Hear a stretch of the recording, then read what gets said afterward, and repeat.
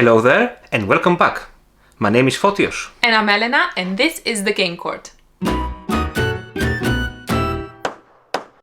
And today is episode 3 of our mini-series, Top 10 Games by Our Friends. And today we have Vangelis presenting his and his wife's Patricia all-time top 10 board game. Hello friends of the Game Court, I'm Vangelis and I'm joined virtually by my wife Pat, who is unfortunately not able to be here with us.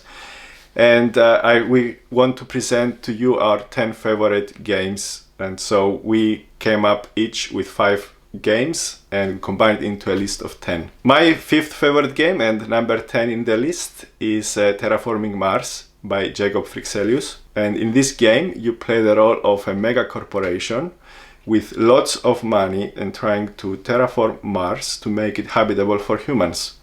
Not something far-fetched from reality, actually. You've got lots of money, and the key of this game is knowing when to spend this money. So you have a bunch of cards in your hand, and you play these cards, paying the cost of each card. And I think the thing I like about this game is that timing is very important. So you need to know, you have lots of options, but you need to know where to spend your money, which card to play each time, and also where to place your cities and at the right time. So you try to put your cities in places where are lots of forests by your opponent so that you can get some points. And there are some clever ways that you can combine cards, and that's the thing I like about Terraforming Mars. Number 9 in our list is the Pursuit of Happiness by Adrian Abela and David Chirkop. In this game, essentially you live your life as you would like it to be. It's a card drafting game where you draft projects, items, jobs, and even partners, and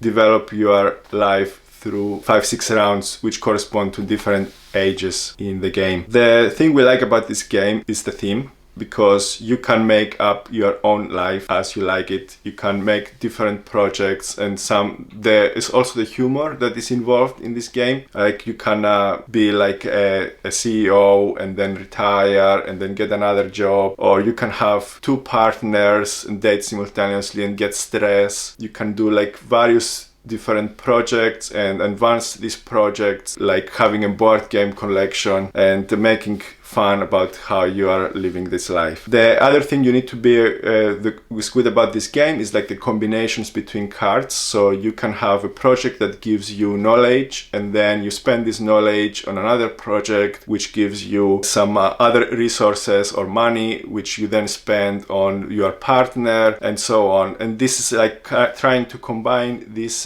cards effectively is the key for the game. Number 8 in our list, and my 4th favorite game, is Underwater Cities by Vladimir Suhi.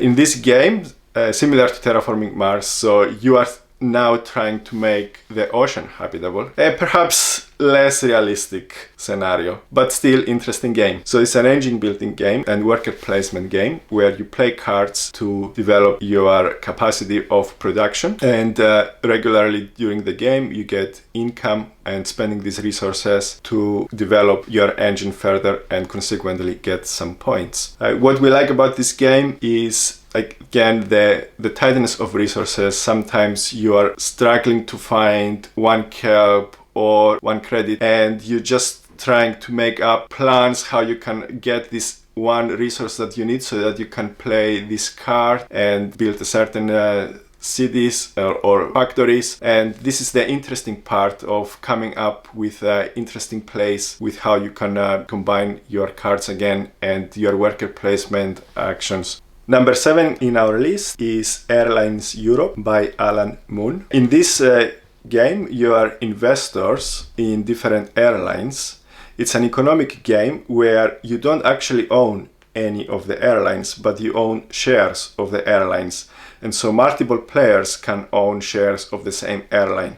Of course, the most points will go to the player with the most shares, but sometimes you might invest in one airline and keep pushing the points up for that particular airline, and then your opponent can just come in with multiple shares, play multiple shares and get the majority and get most of the points. So the thing we like about this game is the investment strategy. So you have simple actions where you either invest or you get some funding or you play cards to get dividends. It's not the best like in terms of realistic economic game, but it does have some good, interesting actions and has some a feeling of being an investor. We like about the different that you don't own any of the airlines, so it's really like a common thing that every player is developing, and you need to pay attention to what your opponent is doing. So you can see that they might have majority in a certain airline. You might not want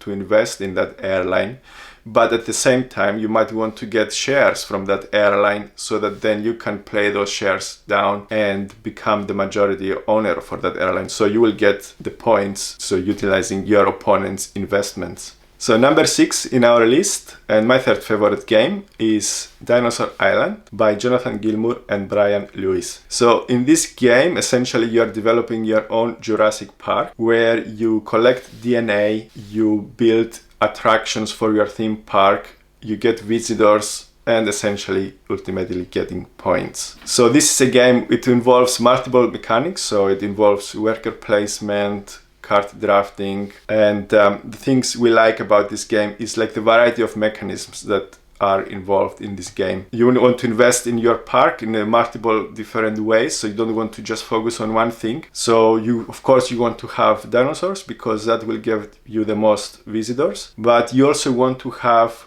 different placements for your workers in the park because that gives you more capabilities. And so trying to find a good balance between the two is important in this game. We also like some of the randomness with the dice, so the dice which give you the DNA, you don't know always what you will get, so you have to make plans depending on what the dice come up. And also of course you have to manage your money because money are also pretty tight in this game. So you, of course, the visitors to your park give you money, but you want more money than you can get from the visitors, so it's important to managing your money as well.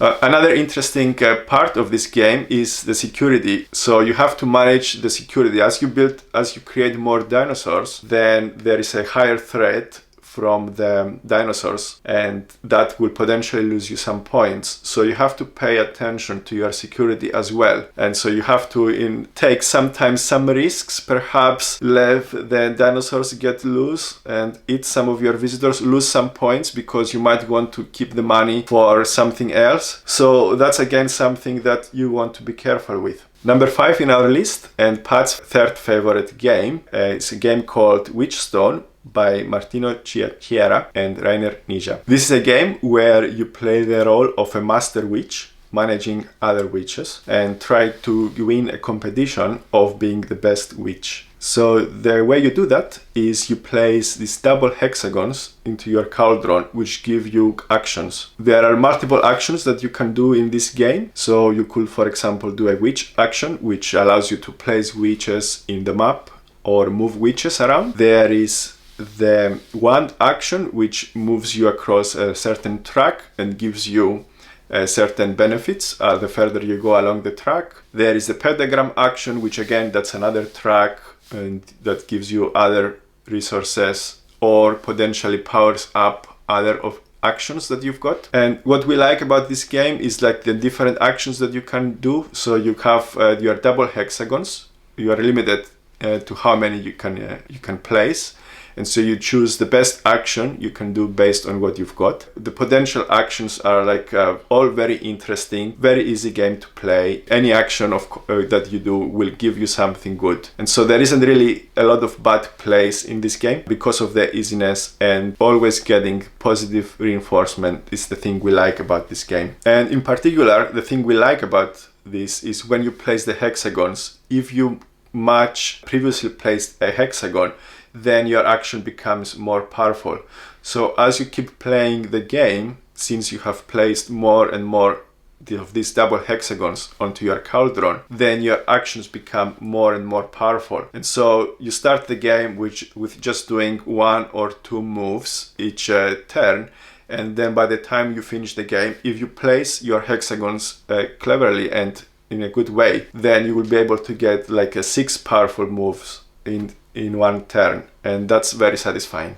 Number 4 in our list, and my second favorite game, is Kanban by Vidal Lacerda. In this game, you work in a car factory and you try to do the best in terms of designing the cars, developing the cars, managing your parts, and of course, getting the good eye of your boss, Sandra. The thing we like about this game is that the actions are very intuitive. You have the design action where you collect parts. You have the development manufacturing actions where you manufacture cars.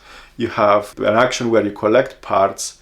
And this all makes sense in the game.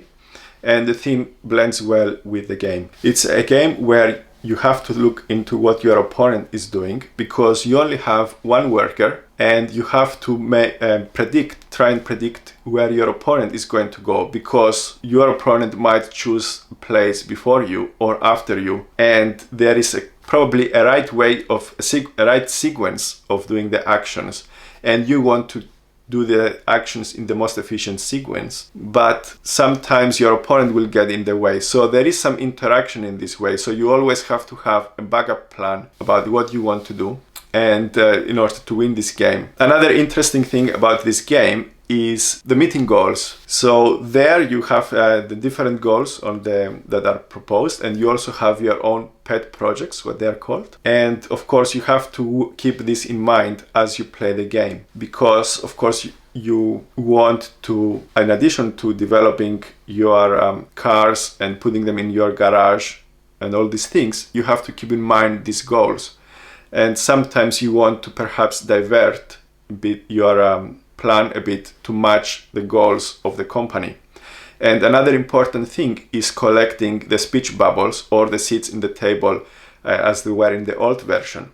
And this is something that you shouldn't omit doing, because of course this is what allows you to claim points from the goals and ultimately win the game. Number 3 in our list, and Pat's second favorite game, is Viticulture by Jamie Stegmaier and Alan Stone. In this game, you are essentially managing your own vineyard. You are planting vines, you are harvesting grapes, and you are selling this, making wine and then selling it for profit. What we like about this game is the different mechanics of the game. So you want to make a plan of how you will plan your actions with your limited number of workers, so that you can more efficiently produce the wine and sell it in one round of the game. The interesting thing is that you can harvest your grapes or make your wine and then see it age. And that's another mechanism that is something that you should consider when you are producing the wine, because then you can make forward plans for perhaps the next round. So you know the wine is going to age by the next round. And so you will have enough wines to be able to fulfill a certain order. So making these plans is important in this game. So we like how that blends. And also the theme of the game is very interesting to us, because we like winemaking and we like this industry. And so that's something that is helpful to understand the theme and understand the mechanics of the game.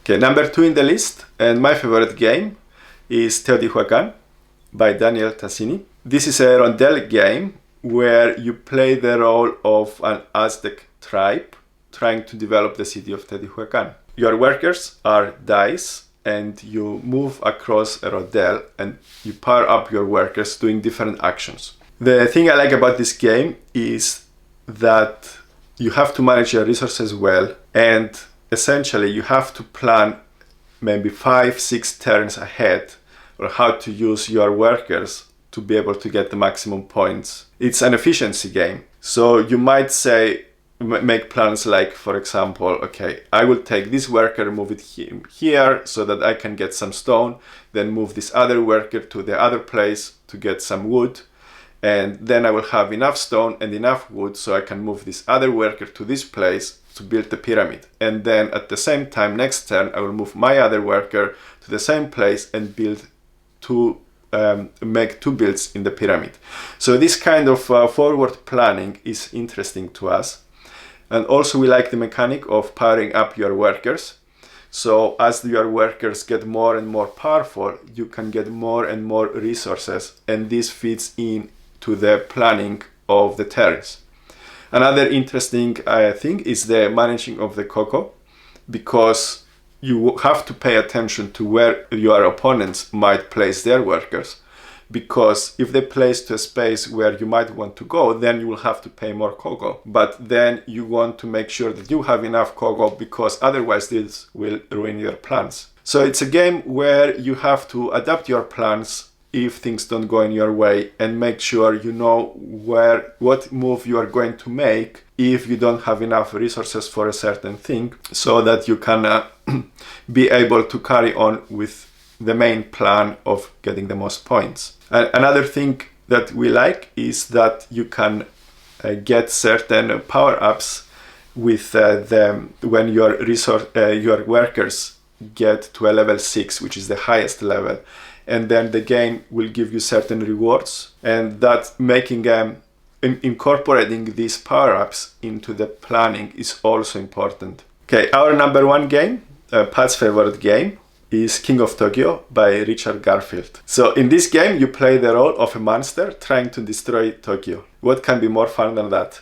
So this is a dice rolling game. Dice have different phases where you can give you either points, or which essentially represent you destroying Tokyo and getting more fame, or you can get close, which will attack your opponents, or hard, so you can heal. And what we like is that you don't know what you get in this game, so the dice is pretty random, but you have some rerolls, and based on what your first roll it gives you, then you have to make the plans accordingly, what you are going to keep and what you're going to reroll. And this creates some fun moments where you attack your opponent and then you get some points, and you try and squeeze a few more points for the victory, but you take some risks. So you might want, for example, to stay in Tokyo and not heal, because you're not allowed to heal if you are in Tokyo. And so you might have perhaps like 1 life left, and you need a couple of points, and then you take some risks to stay in Tokyo so that you can get these points in the next turn, and then you might win or you might lose. So this is like part of the game of trying to manage this risk cleverly. The other thing we like is that you can get certain power-up cards, and with these power-up cards you get different actions. So for example, there's a card that gives you an extra die, and that can be very useful, but also the card can be very costly. And there are other cards that are less costly but perhaps more circumstantial. So knowing when to spend your money essentially for the cards is important. So yeah, this game has given us very many fun moments, and we really enjoy playing it. So yeah, these are our 10 favorite games. I hope you found those lists interesting and something for you to look out if you think there's something that interests you. And we hope you have a nice Christmas and a Happy New Year.